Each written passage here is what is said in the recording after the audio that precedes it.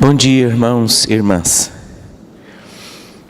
Que o Espírito Santo esteja nesta manhã aquecendo os nossos corações, dando discernimento, sabedoria, aquilo que nós precisamos aprender nas nossas vidas. Nós estamos vivendo clima que é impossível não se deixar contaminar desta grande competição que ocorre no Brasil. E hoje nós queremos refletir com os irmãos sobre esse tema, aprendendo com os erros alheios. E o texto básico que nós queremos, vamos ler outros textos, mas o texto que nós queremos tomar como ponto de partida é o texto de Provérbios, capítulo 21, que os irmãos têm projetado, né? Provérbios, capítulo 21, o versículo 11, que diz: quando o escarnecedor é castigado, o simples se torna sábio, e quando o sábio é instruído, recebe o conhecimento. Em outras palavras, o que esse texto está nos dizendo é que através dos erros dos outros, os simples podem ser ou se tornarem pessoas sábias. Eu creio que muito mais do que o sofrimento do jogo de ontem, uma imagem marcou essa semana.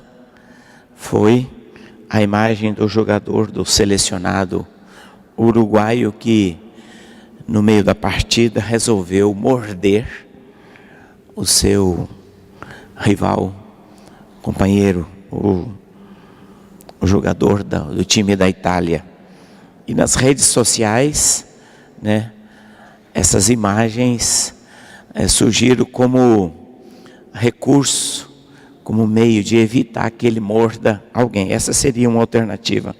Outras pessoas propuseram essa alternativa para evitar que ele incidisse novamente no seu erro, que lhe custou muito caro.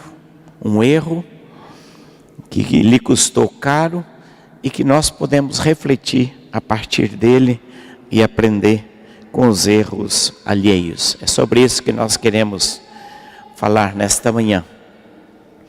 A atitude desse jogador causou muita polêmica. Primeiro porque era uma reincidência. Segundo, porque houve uma reação que alguns consideraram extremamente exagerada. A punição teria sido desproporcional ao ato em si, a natureza da competição e assim por diante. E o próprio jogador também, os seus companheiros, que se defenderam, achando que não foi exatamente o que as imagens mostraram. Mas o que ficou evidente, a pergunta que se passou: por que esse jogador teve essa atitude agressiva, né? Por que ele demonstrou, não somente nesse jogo, mas em outros episódios anteriores, uma atitude tão agressiva? Na verdade, a natureza humana, ela traz em si esta agressividade. Nós vemos às vezes crianças, né? Crianças assim, bebezinhos já com essa atitude de morder um ao outro, né? Desde criança percebemos essa agressividade que já vem escrita na natureza humana. E mais do que isto, parece que isso é exacerbado pela própria competição, em que desde cedo na escola a gente aprende: você tem que ser o primeiro, você tem que tirar a melhor nota, você tem que se sobrepujar, você tem que ser o melhor, você tem que ser o diferente, você tem que ser o mais bonito, você tem que ter o melhor corpo. Enfim, esta competição que está impregnado nos relacionamentos, esse espírito de competição, e que a gente passa a vida inteira convivendo com o espírito da competição, que é preciso sobressair, é preciso sobrepujar, é preciso remover os obstáculos. E se os obstáculos for uma pessoa, se o obstáculo for alguém que esteja do nosso lado, na nossa frente, você remove e você usa de todos os meios e recursos para remover, e aqui se manifesta a agressividade. E aqui prevalece o velho princípio que os fins justificam os meios. Para você vencer, não importa, mesmo que seja gol de mão, mesmo que você tenha que pisotear no adversário, machucar o adversário, mas é preciso vencer. Esta agressividade que marca a conduta humana. E é verdade que em muitas circunstâncias o ser humano extrapola os limites da civilidade, os limites da regra de um jogo decente e honesto. Em muitas circunstâncias o ser humano ele acaba extravasando, indo além dos limites razoáveis de uma competição. E é interessante que o texto bíblico mostra isso. O apóstolo Paulo, referindo-se a esse espírito de agressividade que já estava presente também dentro da comunidade cristã, ele escrevendo na sua epístola aos Gálatas, e aquela igreja estava enfrentando um conflito porque algumas pessoas de origem judaica que queriam transformar o cristianismo numa nova seita judaica, adaptando ou impondo costumes judaicos, se introduziram naquela igreja e de tal maneira tão acentuada, de uma maneira tão intensa, que estavam pervertendo a natureza do evangelho. E o apóstolo Paulo, em um determinado momento da carta, quando ele escreve àquela igreja, ele se refere a essas pessoas, os chamados judaizantes. Diz: vós, porém, se vos mordeis e devorais uns aos outros, tenham cuidado que vocês não vão ser mutuamente destruídos. Tamanha era a agressividade, a intensidade com que aqueles judaizantes lutavam para impor e para subjugar a comunidade cristã aos princípios judaicos que eles entendiam serem indispensáveis. Mais tarde o apóstolo Paulo, escrevendo aos Efésios, ele fala àqueles cristãos para que entre eles não houvessem também amargura, cólera, ira, gritaria e blasfêmias. Todas essas coisas estão relacionadas a um espírito e atitudes de agressividade, e que era preciso despir-se, era preciso despojar-se, era preciso abandonar esse espírito, esta atitude de agressividade nos relacionamentos, que poderiam contaminar, envenenar a comunidade cristã, e de tal maneira que tirasse a paz, tirasse a harmonia, tirasse a comunhão, e o inimigo utilizasse isso para minar as forças da comunidade cristã. Na verdade, essas atitudes agressivas, demonstradas não apenas lá por aquele jogador, mas há também a agressividade das palavras. Muitas vezes no meio do ambiente cristão, às vezes nós presenciamos atitudes expressas de maneira muito intensa, palavras agressivas, palavras não medidas, palavras não pensadas, palavras que às vezes são pronunciadas com uma entonação agressiva, com um conteúdo agressivo, e que machucam, que ferem, e que nós precisamos estar atentos para a agressividade que traz mal e que fere a vida em comunidade.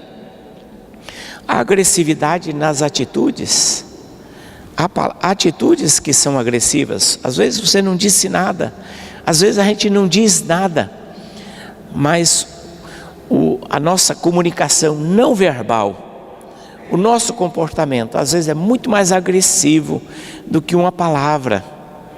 E às vezes a nossa atitude, um gesto, um comportamento, uma maneira de ser, causa dores, fere, traz sofrimento aos nossos irmãos.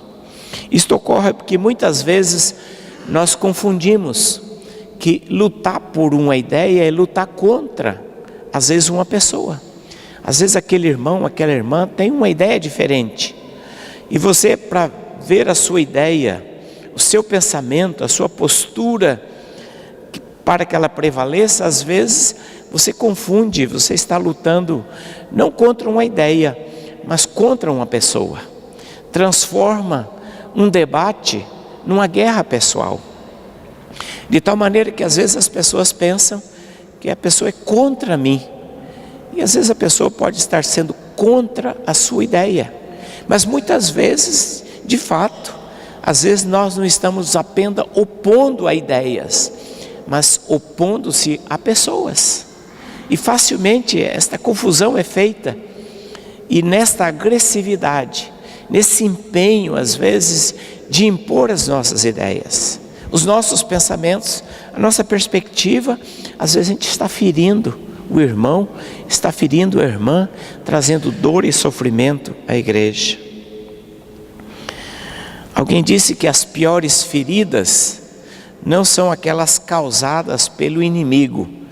As piores feridas, as piores dores, são aquelas que são causadas pelos nossos irmãos.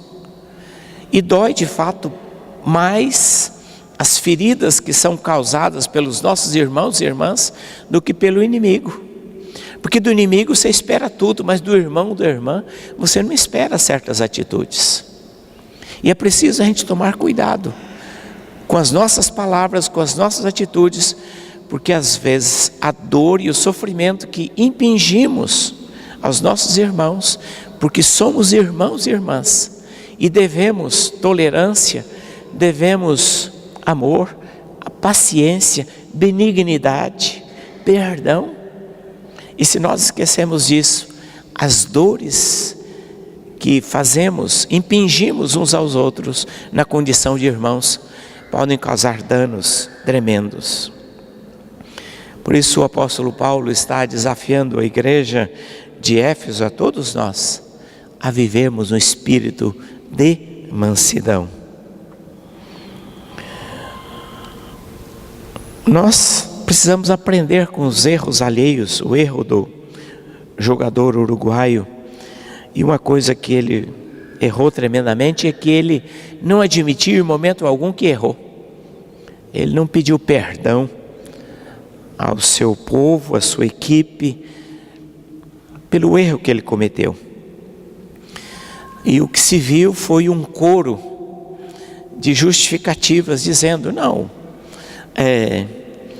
houve outros erros também clamorosos, outros jogadores também agiram com deslealdade e não foram punidos. Ou seja, justificar o erro pelo erro alheio, no sentido de minimizar o erro, no sentido de amenizar a falta, de minimizar a tremenda pisada de bola que ele deu. Não. Jogador tal, partida tal, foi cometido o mesmo erro e não houve a mesma punição. Ou ainda ficou claramente que a dificuldade de admitir os erros, justificar, né? Ele disse que, na verdade, ele não mordeu, ele pulou, caiu e caiu com a boca no ombro do jogador italiano, e que no calor da luta, no empenho, na vontade de vencer, aconteceu, mas foi algo acidental, foi algo dentro de um empenho de vencer, o desejo de ganhar, e que aconteceu aquilo. Essa tentativa de justificar pelo contexto, a circunstância, ou ainda questionar as próprias consequências, dizendo que a comissão disciplinar foi mais dura do que o devido e houve injustiça. Na verdade, quando a gente pratica um erro, um pecado, falhamos e nós temos dificuldade de dizer uma palavrinha tão simples: eu errei, eu pequei. E nós persistimos na atitude de justificar, de explicar, de racionalizar, de não admitir as consequências. Isto vai promovendo o endurecimento do nosso coração. A convivência com o erro, a convivência com o pecado, vai fazendo que a nossa consciência seja entorpecida. E a gente vai se acostumando com os nossos erros. A gente vai se acostumando com o nosso pecado. E a gente vai convivendo com as nossas iniquidades a ponto tal que elas vão se tornando normais, justificáveis, naturais. E a gente sempre vai arrumar uma explicação. E é sempre a gente vai arrumar uma justificativa. Quando Davi pecou e ele foi confrontado pelo profeta Natã, ele caiu em si. E o Salmo 51 é a confissão de Davi. Interessante que Davi não tenta se explicar e dizer: pois é, Senhor, eu pequei, mas quem não peca? Eu pequei, Senhor, é verdade, eu pequei, mas também a culpa é da Batseba. Quem mandou ela ficar se expondo, ficar tomando banho de sol naquela hora perto da minha janela? Eu pequei, Senhor, mas eu estava muito carente. Estava em crise conjugal e eu estava carente. Eu pequei, Senhor, mas Tu sabe que a carne é fraca. E quem não peca, né, Senhor? Vai exigir que a gente não peque? Interessante que Davi diz: pequei, contra Ti somente pequei, e fiz o que aos Teus olhos é mal. Eu sou pecador e eu pequei. Foi a confissão de Davi. E o Salmo 32, que é uma continuidade no Salmo 51, Davi está dizendo: enquanto eu calei os meus pecados, enquanto eu silenciei a respeito dos meus pecados, envelheceram os meus ossos, e meu humor se tornou árido, em sequidão de estio. Eu me tornei numa pessoa amarga, árida, ruim de se relacionar, porque eu havia perdido a paz, a alegria, por conta dos meus pecados, e o meu corpo sentiu os reflexos da falta da confissão. O melhor remédio quando nós pecamos, quando nós erramos, é dizer: Senhor, de fato eu pequei. Não é confessar os pecados alheios, mas é dizer: eu pequei. Eu fiz que aos Teus olhos parece mal. Nós precisamos aprender ainda com os erros alheios, porque os erros, sejam eles pequenos ou grandes, manifestos ou ocultos, esportivos ou na vida cristã, sejam lá quais forem os nossos erros, os nossos pecados, eles têm consequência. Olhando a Bíblia, nós vemos isso claramente, que o pecado, ele é individual, é um problema de natureza individual. Quando você peca, você ofendeu a Deus. Mas sempre os pecados têm consequências socializadas. Pecado é um problema pessoal e às vezes nós insistimos nisso. É problema meu, sou eu que errei, ninguém tem nada a ver com isso. A vida é minha, eu faço o que quiser dela. Nós ouvimos isto. Muitas pessoas dizem: isso é uma questão minha, é entre eu e Deus. Se eu errei, o problema é meu, você não tem nada a ver com isto. Mas nós esquecemos que o pecado, além de ser um problema individual, as consequências sempre são socializadas. Sempre há alguém perto, ao lado, que vai sofrer junto, partilhar junto as consequências. Nós temos as histórias antigas e as recentes desses episódios. A Bíblia narra o pecado de Acã, lá no livro de Josué, quando o povo está no processo de conquista da terra prometida. E uma das ordens que Deus havia dado ao povo, através de Josué, é que ninguém tocasse nada naquela batalha dos despojos. O povo, o exército, fora proibido de se apropriar dos despojos de guerra.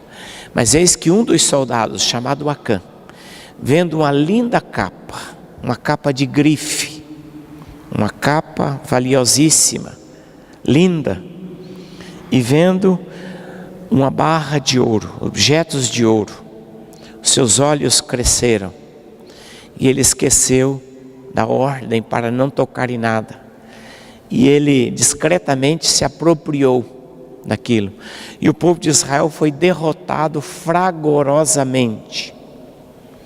E Josué se colocou em oração diante de Deus, e Deus disse que havia erro no meio do povo, que era preciso que ele descobrisse, até que naquele processo de conversar, de orar, e chegou à conclusão, chegou onde havia o erro. E Acã confessou. O pecado de Acã foi uma desobediência pessoal que trouxe consequência para todo o povo. O pecado foi individual, mas a consequência foi generalizada. Todas as pessoas sofreram. A história de Davi é um exemplo disso. Davi errou como pai. Foi um excelente líder, um homem segundo o coração de Deus, um grande líder espiritual, um grande guerreiro, um grande poeta, e abençoou o povo de Israel de diversas maneiras, mas era falho como pai. E no trato com seu filho Absalão, que não tratou adequadamente de um problema que acontecera na sua família, nem tampouco depois perdoando Absalão pelo pecado de Absalão, não tratou adequadamente, não perdoou, não curou a ferida que havia ficado no seio da sua família.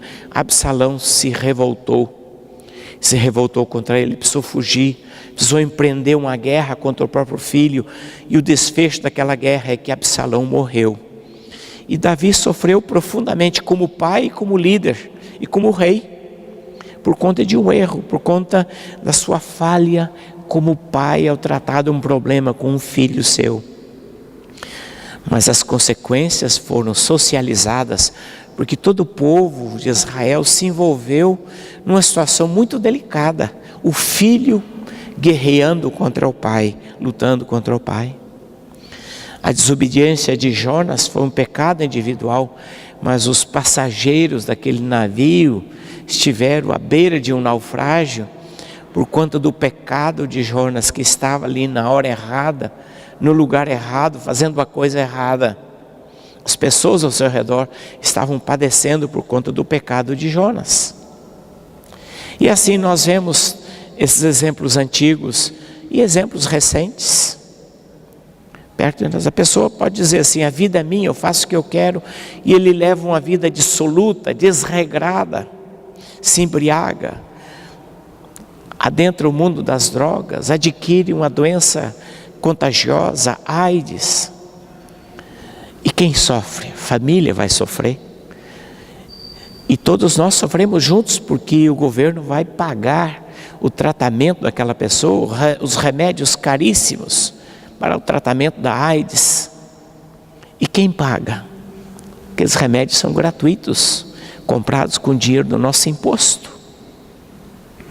Então os pecados podem ser individuais, mas as consequências são socializadas. E nós vemos tantos exemplos de filhos que desobedecem aos pais, principalmente nessa questão de casamento.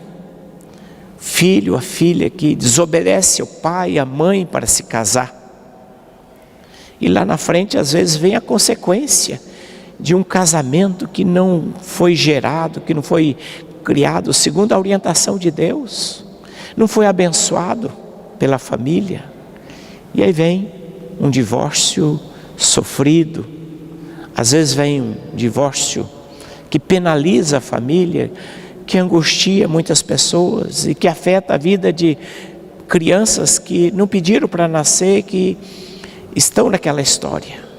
Os pecados são individuais, mas as consequências não é só a gente que paga. Há pessoas ao nosso lado que sofrem juntos, que padecem juntos, que pagam o preço junto por conta de decisões impensadas, de decisões irrefletidas, por conta de erros que nós cometemos. A Bíblia tem esses exemplos para que nós nos lembremos sempre disto. A história do jogador, voltando, ele errou, mas ele penalizou a sua equipe, trouxe vergonha para a sua equipe e para o seu país, que sentiram-se envergonhados pela atitude antiesportiva de um grande jogador, de um craque, por conta de um erro, uma atitude impensada. O que nós podemos aprender de todos os episódios? O texto bíblico diz: quando o escarnecedor é castigado, o simples se torna sábio, porque vê no erro, no castigo, nas consequências do outro uma lição, e ele põe as suas barbas de molho. A Bíblia diz: quando a gente olha os erros, os pecados, as consequências que acontecem ao nosso redor, e nós aprendemos, nós nos tornamos sábios. E quando o sábio é instruído, ele recebe o conhecimento. Nos acontecimentos da vida, nós sempre vemos ali a oportunidade de aplicar a palavra de Deus. A palavra de Deus é muito rica.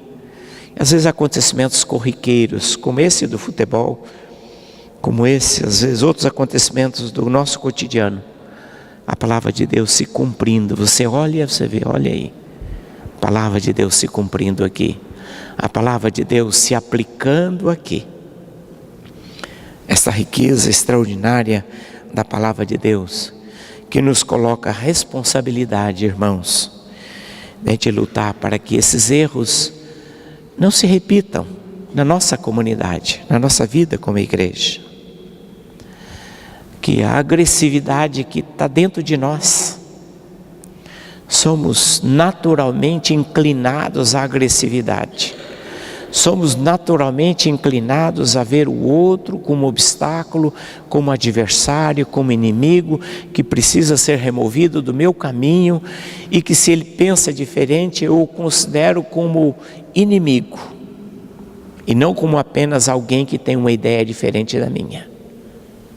Naturalmente nós somos assim, mas a palavra de Deus nos desafia a olhar o nosso irmão como irmão, não como opositor, não como adversário, não como inimigo, mas como irmão e irmã, que tem ideias, pensamentos, atitudes, percepções diferentes, mas que essas percepções diferentes, ideias diferentes, não é motivo para eu considerá-lo como meu inimigo, não é motivo para desprezá-lo, não é motivo para afrontá-lo, para feri-lo com palavras e atitudes. Quantas pessoas às vezes já estão fora da igreja, às vezes por conta de atitudes que o feriram, que o maltrataram. Quantas pessoas às vezes se afastaram da comunhão? E nós precisamos lutar para que, se alguém se afastar, jamais seja a minha responsabilidade naquele irmão, naquela irmã, ter se afastado porque eu disse isso, porque eu me comportei daquela maneira. Precisamos enfrentar o desafio, irmãos, de reconhecer os nossos erros. Você errou, irmão, não tente justificar. Você pecou, não tente racionalizar. Você pecou, não tente apontar para os pecados alheios que são maiores e mais ofensivos que o teu. Simplesmente diga: eu pequei, eu errei. Esta palavra, quando se diz eu errei, eu pequei, tem um poder extraordinário de desarmar atitudes, de desarmar o inimigo, de quebrar expectativas ruins. Quando nós confessamos, quando nós pedimos perdão, quando nós humildemente dizemos, de fato, eu pisei na bola, eu errei, me perdoe. E que nós possamos enfrentar o desafio,